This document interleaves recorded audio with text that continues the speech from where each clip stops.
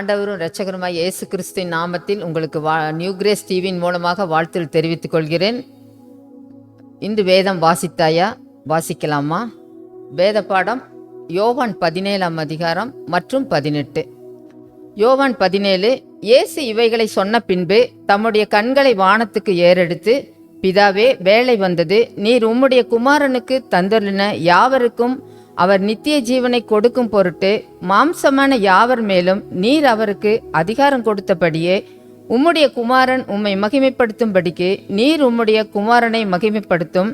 ஒன்றான மெய்தேவனாகிய உம்மையும் நீர் அனுப்பினவராகிய இயேசு கிறிஸ்துவையும் அறிவதே நித்திய ஜீவன். பூமியிலே நான் உம்மை மகிமைப்படுத்தினேன். நான் செய்யும்படி நீர் எனக்கு நியமித்த கிரியையை செய்து முடித்தேன். பிதாவே, உலகம் உண்டாகிறதற்கு முன்னே உம்மிடத்தில் எனக்கு உண்டாயிருந்த மகிமையினாலே இப்பொழுது நீர் என்னை உம்மிடத்திலே மகிமைப்படுத்தும். நீர் உலகத்தில் தெரிந்தெடுத்து எனக்கு தந்த மனுஷருக்கு உம்முடைய நாமத்தை வெளிப்படுத்தினேன். அவர்கள் உம்முடையவர்களாய் இருந்தார்கள். அவர்களை எனக்கு தந்தீர். அவர்கள் உம்முடைய வசனத்தை கை கொண்டிருக்கிறார்கள்.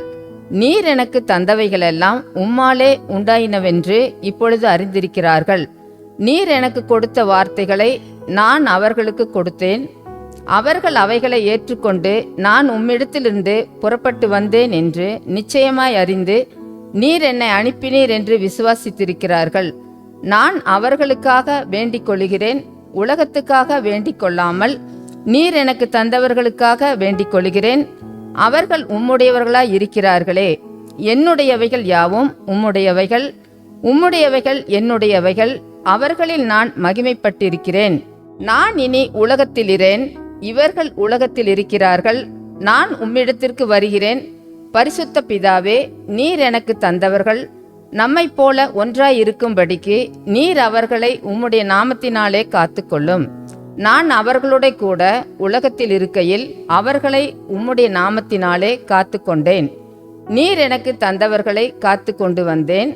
வேத வாக்கியம் நிறைவேறத்தக்கதாக கேட்டின் மகன் கெட்டு போனானே அல்லாமல் அவர்களில் ஒருவனும் கெட்டு போகவில்லை. இப்பொழுது நான் உம்மிடத்திற்கு வருகிறேன். அவர்கள் என் சந்தோஷத்தை நிறைவாய் அடையும்படிக்கு உலகத்தில் இருக்கையில் இவைகளை சொல்லுகிறேன். நான் உம்முடைய வார்த்தையை அவர்களுக்கு கொடுத்தேன். நான் உலகத்தான் அல்லாதது போல அவர்களும் உலகத்தார் அல்ல. ஆதலால் உலகம் அவர்களை பகைத்தது. நீர் அவர்களை உலகத்திலிருந்து எடுத்துக்கொள்ளும்படி நான் வேண்டிக் கொள்ளாமல் நீர் அவைகளை தீமையினின்று காக்கும்படி வேண்டிக் கொள்ளுகிறேன். நான் உலகத்தான் அல்லாதது போல அவர்களும் உலகத்தார் அல்ல. உம்முடைய சத்தியத்தினாலே அவர்களை பரிசுத்தமாக்கும். உம்முடைய வசனமே சத்தியம். நீர் என்னை உலகத்தில் அனுப்பினது போல நானும் அவர்களை உலகத்தில் அனுப்புகிறேன். அவர்களும் சத்தியத்தினாலே பரிசுத்தமாக்கப்பட்டவர்களாகும்படி அவர்களுக்காக நான் என்னைத்தானே பரிசுத்தமாக்குகிறேன். நான் இவர்களுக்காக வேண்டிக் கொள்ளுகிறதுமல்லாமல் இவர்களுடைய வார்த்தையினால் என்னை விசுவாசிக்கிறவர்களுக்காகவும் வேண்டிக் கொள்ளுகிறேன். அவர்கள் எல்லாரும் ஒன்றாயிருக்கவும், பிதாவே, நீர் என்னை அனுப்பினதை உலகம் விசுவாசிக்கிறதற்காக நீர் என்னிலேயும் நான் உம்மிலேயும் இருக்கிறது போல அவர்கள் எல்லாரும் நம்மில் ஒன்றாயிருக்கவும் வேண்டிக் கொள்ளுகிறேன். நாம் ஒன்றாயிருக்கிறது போல அவர்களும் ஒன்றாயிருக்கும்படி நீர் எனக்கு தந்த மகிமையை நான் அவர்களுக்கு கொடுத்தேன். ஒருமைப்பாட்டில் அவர்கள் தேறினவர்களாயிருக்கும்படிக்கும் என்னை நீர் அனுப்பினதையும் நீர் என்னில் அன்பாயிருக்கிறது போல அவர்களிலும் அன்பாயிருக்கிறதையும் உலகம் அறியும்படிக்கும் நான் அவர்களிலும் நீர் என்னிலும் இருக்கும்படி வேண்டிக் கொள்கிறேன். பிதாவே, உலக தோற்றத்திற்கு முன் நீர் என்னில் அன்பாய் இருந்தபடியினால் நீர் எனக்கு தந்த என்னுடைய மகிமையை நீர் எனக்கு தந்தவர்கள் காணும்படியாக நான் எங்கே இருக்கிறேனோ அங்கே அவர்களும் என்னுடனே கூட இருக்க விரும்புகிறேன். நீதியுள்ள பிதாவே, உலகம் உம்மை அறியவில்லை, நான் உம்மை அறிந்திருக்கிறேன். நீர் என்னை அனுப்பினதை இவர்களும் அறிந்திருக்கிறார்கள். நீர் என்னிடத்தில் வைத்த அன்பு அவர்களிடத்தில் இருக்கும்படிக்கும் நான் அவர்களில் இருக்கும்படிக்கும் உம்முடைய நாமத்தை அவர்களுக்கு தெரியப்படுத்தினேன், இன்னமும் தெரியப்படுத்துவேன் என்றார். 18ஆம் அதிகாரம். இயேசு இவைகளை சொன்ன பின்பு தம்முடைய சீசருடனே கூட கெதரோன் என்னும் ஆற்றுக்கு அப்புறம் போனார். அங்கே ஒரு தோட்டம் இருந்தது. அதிலே அவரும் அவருடைய சீஷரும் பிரவேசித்தார்கள். இயேசு தம்முடைய சீசருடனே கூட அடிக்கடி அங்கே போயிருந்தபடியினால் அவரை காட்டிக் கொடுக்கிற யூதாசும் அந்த இடத்தை அறிந்திருந்தான். யூதாஸ் போர்ச்சேவரின் கூட்டத்தையும் பிரதான ஆசாரியர் பரிசேயர் என்பவர்களால் அனுப்பப்பட்ட ஊழியக்காரரையும் கூட்டிக் கொண்டு பந்தங்களோடும் தீவெட்டிகளோடும் ஆயுதங்களோடும் அவ்விடத்திற்கு வந்தான். இயேசு தமக்கு நேரிடப் போகிற எல்லாவற்றையும் அறிந்து எதிர்கொண்டு போய் அவர்களை நோக்கி, யாரை தேடுகிறீர்கள் என்றார். அவருக்கு அவர்கள் பிரதியுத்தரமாக, நசரேயனாகிய இயேசுவை தேடுகிறோம் என்றார்கள். அதற்கு இயேசு, நான் தான் என்றார். அவரை காட்டிக் கொடுத்த யூதாசும் அவர்களோட கூட நின்றான். நான் தான் என்று அவரிடத்தில் சொன்னவுடனே அவர்கள் பின்னிட்டு தரையிலே விழுந்தார்கள். அவர் மறுபடியும் அவர்களை நோக்கி, யாரை தேடுகிறீர்கள் என்று கேட்டார். அவர்கள், நசரேயனாகிய இயேசுவை தேடுகிறோம் என்றார்கள். இயேசு பிரதியுத்தரமாக, நான் தான் என்று உங்களுக்கு சொன்னேனே, என்னை தேடுகிறதுண்டானால் இவர்களை போக விடுங்கள் என்றார். நீர் எனக்கு தந்தவர்களில் ஒருவனையும் நான் இழந்து போகவில்லை என்று அவர் சொல்லிய வசனம் நிறைவேறத்தக்கதாக இப்படி நடந்தது. அப்பொழுது சீமோன் பேதுரு தன்னிடத்தில் இருந்த பட்டயத்தை உருவி பிரதான ஆசாரியனுடைய வேலைக்காரனை வலது காதார வெட்டினான். அந்த வேலைக்காரனுக்கு மல்குஸ் என்று பெயர். அப்பொழுது இயேசு பேதுருவை நோக்கி, உன் பட்டயத்தை உறையிலே போடு, பிதா எனக்கு கொடுத்த பாத்திரத்தில் நான் பானம் பண்ணாதிருப்பேனோ என்றார். அப்பொழுது போர்ச்சேவகரும் 1000 போர்ச்சேவகருக்கு தலைவனும் யூதருடைய ஊழியக்காரரும் இயேசுவை பிடித்து அவரை கட்டி முதலாவது அவனை அண்ணா என்பவனிடத்து கொண்டு போனார்கள். அவன் அந்த வருஷத்து பிரதான ஆசாரியனாகிய காய்பாவுக்கு மாமனாயிருந்தான். ஜனங்களுக்காக ஒரே மனுஷன் சாகிறது நலமாயிருக்கும் என்று யூதருக்கு ஆலோசனை சொன்னவன் இந்த காய்பாவே.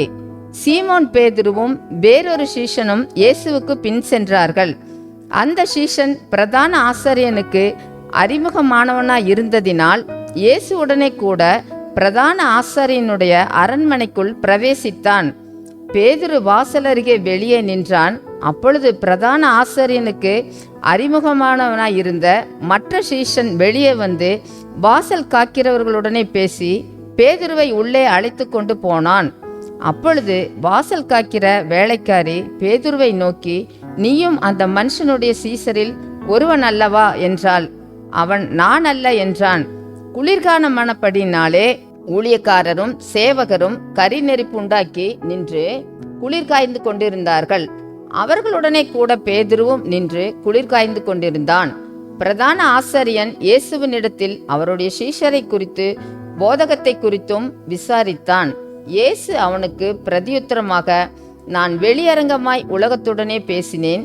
ஜெப ஆலயங்களிலேயும் யூதர்கள் எல்லாரும் கூடி வருகிற தேவாலயத்திலும் எப்பொழுதும் உபதேசித்தேன். அந்தரங்கத்திலே நான் ஒன்றும் பேசவில்லை. நீர் என்னிடத்தில் விசாரிக்க வேண்டியதென்ன? நான் சொன்னவைகளை கேட்டவர்களிடத்தில் விசாரியும். நான் பேசினவைகளை அவர்கள் அறிந்திருக்கிறார்களே என்றார். இப்படி அவர் சொன்ன பொழுது சமீபத்தில் நின்ற சேவகரில் ஒருவன், பிரதான ஆசாரியனுக்கு இப்படியா உத்தரவு சொல்லுகிறது என்று இயேசுவை ஒரு அறை அறைந்தான்.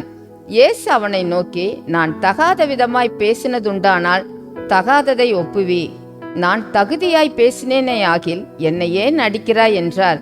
பின்பு அண்ணா என்பவன் பிரதான ஆசாரியனாகிய காய்பாவினிடத்திற்கு அவரை கட்டுண்டவராக அனுப்பினான்.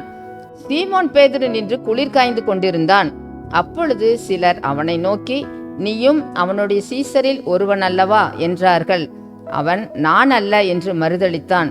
பிரதான ஆசாரியன் வேலைக்காரரில் பேதுரு காதர வெட்டினவனுக்கு இனத்தானாகிய ஒருவன் அவனை நோக்கி, நான் உன்னை அவனுடனே கூட தோட்டத்திலே காணவில்லையா என்றான்.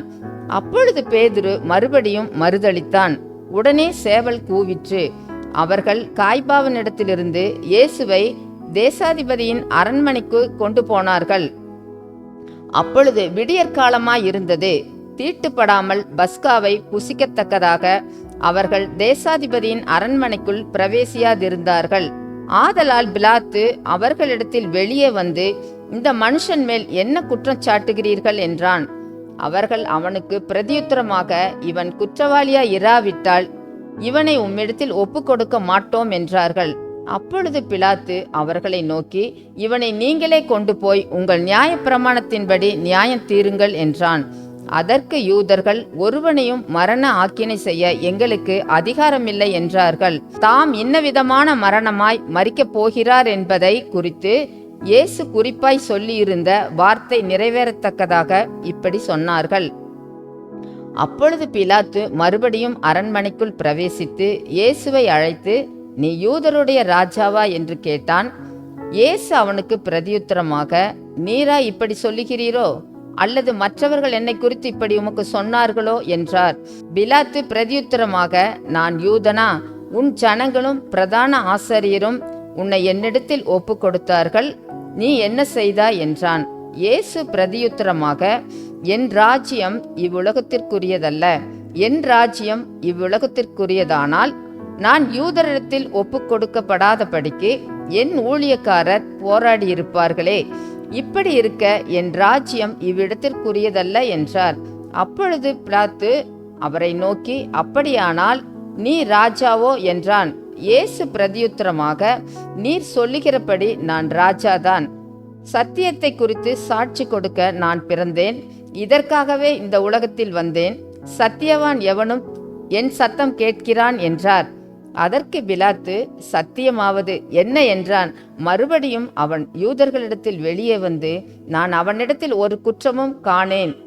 பஸ்கா பண்டிகையில் நான் உங்களுக்கு ஒருவனை விடுதலை பண்ணுகிற வழக்கம் உண்டே. ஆகையால் யூதருடைய ராஜாவை நான் உங்களுக்காக விடுதலை பண்ண உங்களுக்கு மனதுண்டா என்றான். அப்பொழுது அவர்கள் எல்லாரும், இவனை அல்ல, பரபாசை விடுதலை பண்ண வேண்டும் என்று மறுபடியும் சத்தமிட்டார்கள். அந்த பரபாஸ் என்பவன் கள்ளனாயிருந்தான். வாசிக்க வேண்டிய வேத பாடம் வாசித்தாயிற்று. ஆண்டவர் உங்களை ஆசீர்வதிப்பாராக.